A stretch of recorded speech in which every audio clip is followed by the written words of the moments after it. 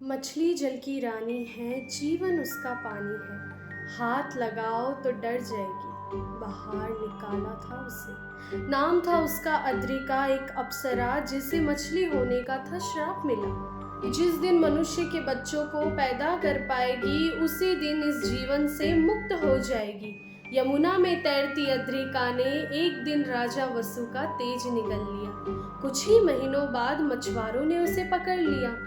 जब पेट खोला तो उसमें से निकली दो नन्ही जान। कर्म की कोख ही जन्म अद्रिका का तो मुक्त द्वार हो गई है, अपने श्राप यही से, पीछे रह संसार गई ये दो का पहचान, एक पुत्र सार एक पुत्री। सुख की पुत्र को तो नये राजा धार, वसु ले गए, ये नाम मिला मझधार मत्स्य, है, उन्हें एक वारिस यही की आस थी। संसार का पुत्री मछुआरे ले गए और नाम मिला सार। मत्स्य गंधा, क्योंकि उसमें मछली की बास थी। लेकिन महत्वाकांक्षाओं की कोई गंध नहीं होती। मत्स्य गंधा की इतनी इच्छाएं प्रबल कि इच्छाएं कभी बंद नहीं होती।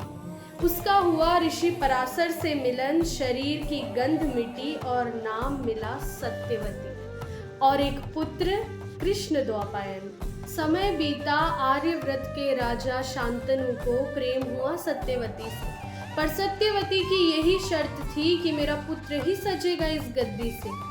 उसकी इस हट ने भीष्म प्रतिज्ञा में बांध दिया देवव्रत को।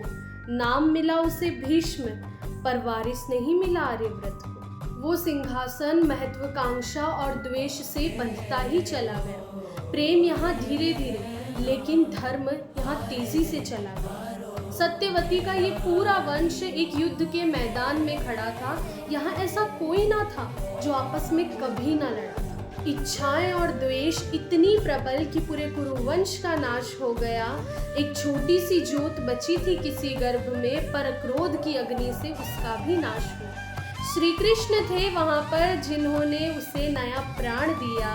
उस परीक्षा में सफल हुआ था वो छोटा सा अंश, और परीक्षित ही उसे नाम दिया।